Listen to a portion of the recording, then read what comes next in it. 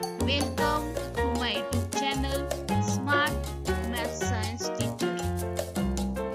जर तुम्ही माझ्या YouTube चॅनलला सबस्क्राइब केलं नसेल तर प्लीज सबस्क्राइब करून त्याच्या समोरील बेल आयकॉनला प्रेस करायला विसरू नका. त्रिकोणमितीय गुणोत्तरे भाग 2. साइन आणि कोसेक हे दोघे एकमेकाचे गुणाकार व्यस्त आहेत म्हणून या दोघांचा गुणाकार एक असतो. त्याप्रमाणेच कॉस आणि सेक या दोन्ही गुणोत्तरांचा गुणाकार एक येतो. तसंच टॅन आणि कॉट या दोन्ही गुणोत्तरांचा गुणाकार हा एक आहे. टॅन थीटा बरोबर साइन थीटा छेद कॉस थीटा, तसंच कॉट थीटा बरोबर कॉस थीटा छेद साइन थीटा.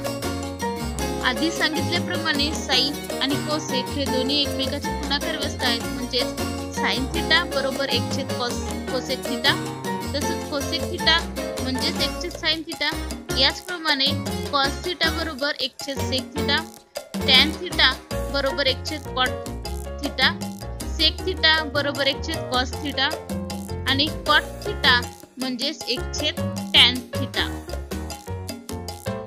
साइन वर्ग थीटा प्लस कॉस वर्ग थीटा बरोबर 1, सेक वर्ग थीटा बरोबर टॅन वर्ग थीटा प्लस 1, कोसेक वर्ग थीटा बरोबर कॉट वर्ग थीटा प्लस 1.